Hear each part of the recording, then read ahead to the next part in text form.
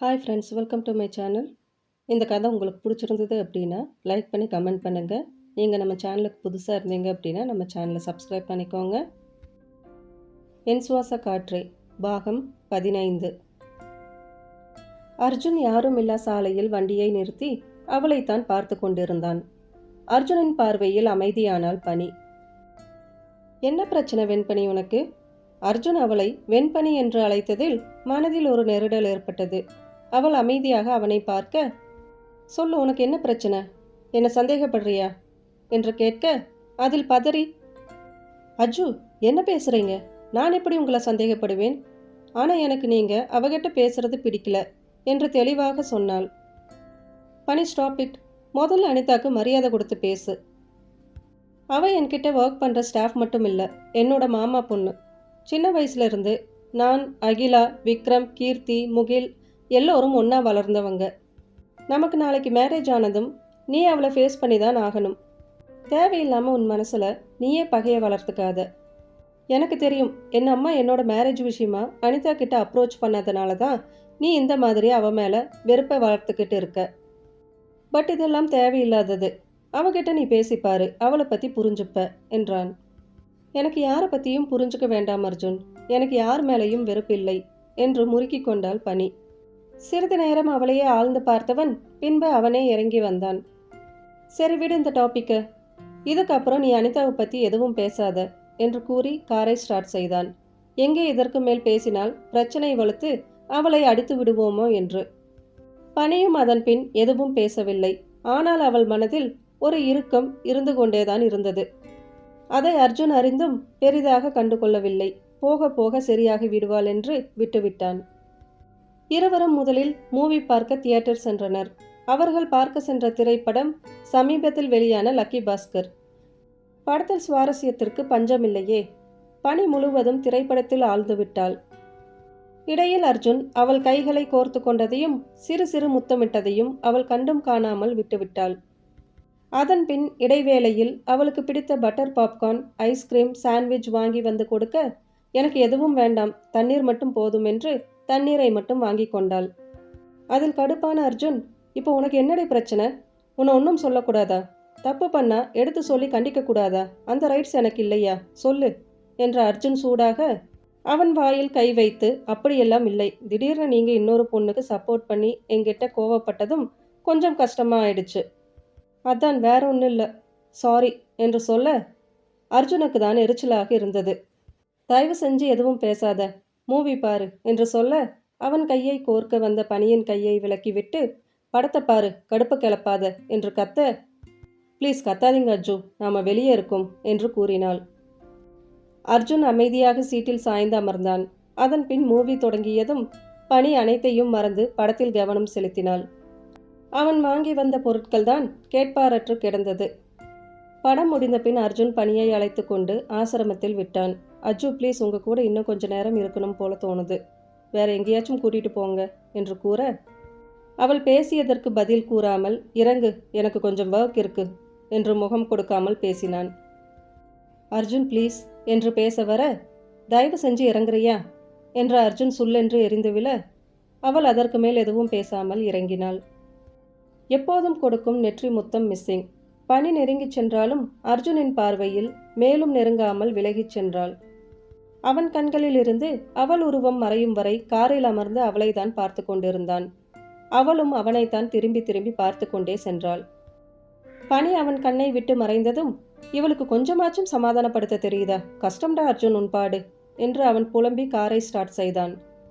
அப்ப நீ அவ மேல கோவமா இல்லையா என்று மனசாட்சி கேட்க, கோவம் இருந்துச்சு, அப்புறம் போயிடுச்சு. இப்போ என்னை சமாதானப்படுத்தாமல் போகிறாள்ல, அதனால் மறுபடியும் கோபம் வந்துடுச்சு என்று பதில் கொடுக்க, நீ தான் மூஞ்சி அப்படி காட்டுறியே, அதான் புள்ள பயந்துடுச்சு என்று மனசாட்சி பதிலளித்தது.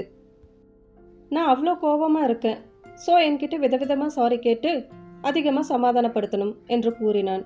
ஆளை விடுடா சாமி என்று அவன் மனசாட்சி தெரித்து ஓடியது. இங்கு அஜய் அவன் காதலை அடுத்த கட்டத்திற்கு எடுத்து செல்லும் முயற்சியில் மதியை அடிக்கடி வெளியே அழைத்து சென்றான்.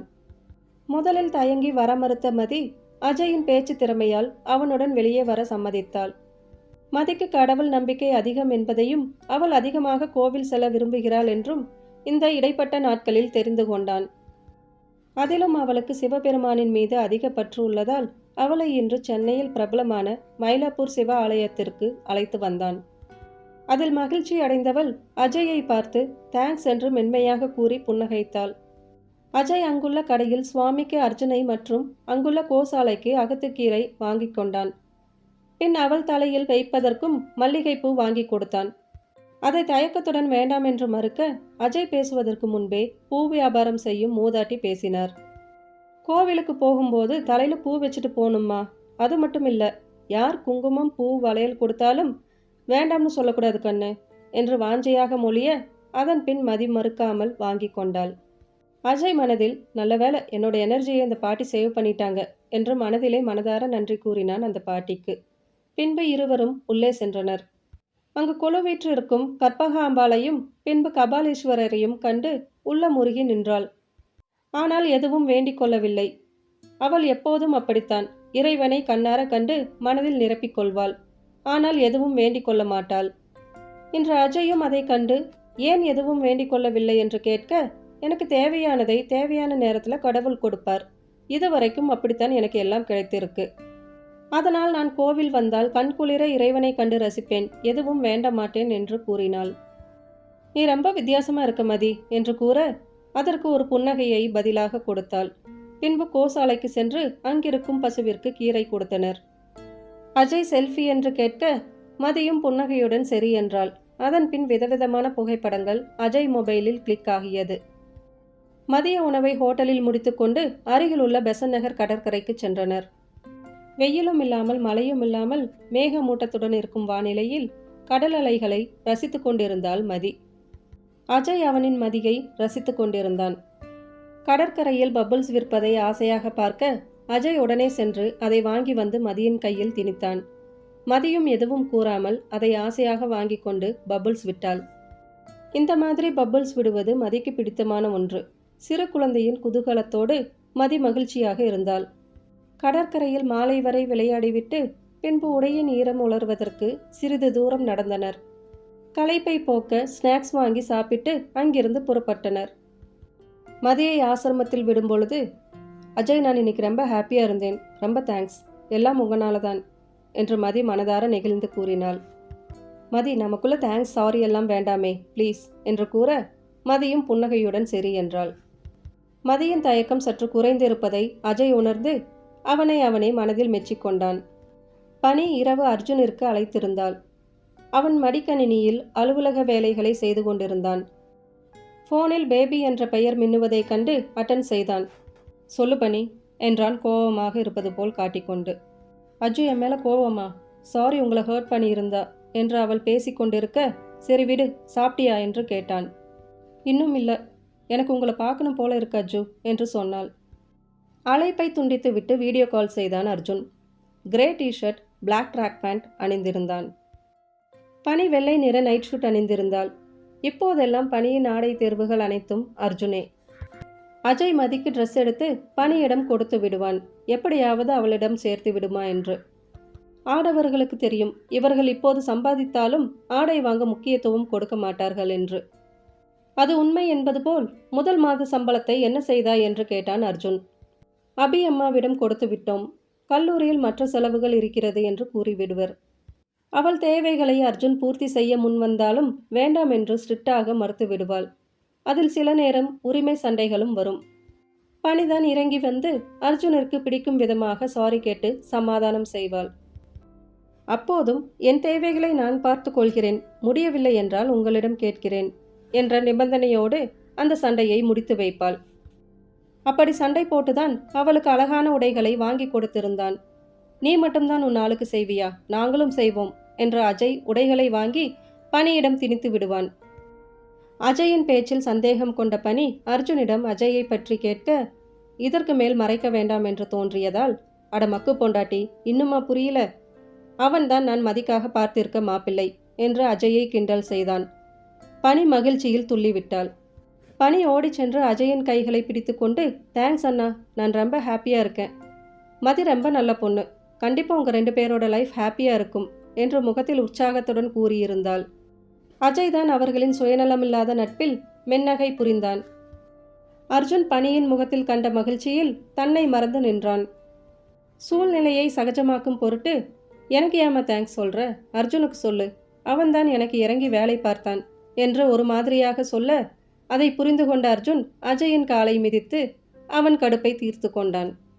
பின்பு பணியிடம் இந்த விஷயத்தை மதியிடம் கூற வேண்டாம் என்றும் தக்க சமயம் பார்த்து நானே கூறுகிறேன் என்றும் அஜய் கூறியிருந்தான். அன்றிலிருந்து மதிக்கு தேவையானதை அஜய் வாங்கி பணியிடம் ஒப்படைத்து விடுவான். அவள் கேட்கும் கேள்விகளுக்கு உன் அண்ணன் அர்ஜுன் வாங்கி தந்தார் என்று கூறிவிடுவாள். அஜய் மற்றும் பணியிடம் கேட்கும் கேள்விகள் யாவும் அர்ஜுனிடம் கேட்க முடியாதே. இருந்தும் அர்ஜுனிற்கு கால் செய்து தயங்கிக் கொண்டே கேட்டபொழுது என் தங்கை என்று ஒரே வார்த்தையில் முடித்து விடுவான். அதன் பின்பு அவளும் எதுவும் பேசவில்லை. பணி அர்ஜுனிற்கு நன்றி கூறினாள். மதியின் வாழ்க்கைக்காக அர்ஜுன் எடுத்த முயற்சிகளை தெரிந்து கொண்டு. நன்றி இப்படிதான் சொல்வாங்களா என்று புதுவிதமாக எப்படி நன்றி கூற வேண்டுமென்று அவளுக்கு 1 மணி நேரம் வகுப்பெடுத்தான். அவளும் வெட்கமும் ஆர்வமும் போட்டி போட கற்றுக்கொண்டு முதல் மாணவியாக தேர்ச்சி பெற்றாள். இப்போது ஃபோனில் பணியை பார்த்து கொண்டிருந்த அர்ஜுன், சொல்லுங்க மேடம், பார்க்கணும்னு சொன்னீங்க, வீடியோ கால் பண்ண பார்க்காம தலையை குனிஞ்சிட்டு இருக்கீங்க என்று குறும்புடன் கேட்க, என் மேலே கோபம் போயிடுச்சா என்று மெல்லிய குரலில் கேட்டிருந்தாள். நோ, கோபம் போல. அதனால் நாளைக்கு ஈவினிங் என் கேபினில் வந்து நீ சாரி சொல்லணும், ஓகேவா என்று கேட்டான். பணியின் கன்னம் சிவந்தது. அர்ஜுன் எதை பற்றி கூற வருகிறான் என்பதை புரிந்து. வார்த்தைகள் வராமல் தடுமாறியவள் அஜு என்று ராகமாக இழுக்க, சொல்லு பேபி என்று அவனும் ராகம் பாடினான். நீங்கள் பேபின்னு கூப்பிட்டதும் தான் எனக்கு நிம்மதியாக இருக்குது. காலையில் காரில் நடந்த சண்டைக்கு அப்புறம் நீங்கள் என்னை பேபின்னு கூப்பிடவே இல்லை. இப்போ ஃபோன் பண்ணும்போது கூட பணின்னு தான் கூப்பிட்டீங்க என்று அவள் குறைப்பட்டு கொண்டாள். ஓ மேடம், இவ்வளோ நோட் பண்ணுறீங்களா? அது வரைக்கும் சந்தோஷம் என்றான். சாரி அர்ஜுன், நான் இனிமேல் அனிதா அக்காவை பற்றி எதுவும் பேச மாட்டேன், அவங்க மேலே கோவப்பட மாட்டேன் என்று வாக்குறுதிகளை அள்ளி வழங்கினாள். நாளையே அதை மீறப்போவது அறியாமல். தட்ஸ் மை பேபி, சொன்ன புரிஞ்சுக்குவா என்றான் அர்ஜுன். பின் இருவரும் முத்தங்கள் கொடுத்து கொஞ்சிக் கொண்டனர். சாப்பிட்டீங்களா அர்ஜுன் என்று அவர்களின் உரையாடல் தொடங்கியது. அதன் பின் அர்ஜுன் பணியிடம், கொஞ்சம் வேலை இருக்குடி, நாளைக்கு பேசலாமா என்று கேட்டான். ஓகே, ரொம்ப நேரம் ஒர்க் பண்ணாதீங்க, சீக்கிரம் தூங்குங்க அஜு என்று சொல்ல, நீயும் போய் சாப்பிட்டு தூங்கு, பாய் என்று குட் நைட் கிஸ் கொடுத்துவிட்டு இருவரும் அழைப்பை துண்டித்து இருந்தனர்.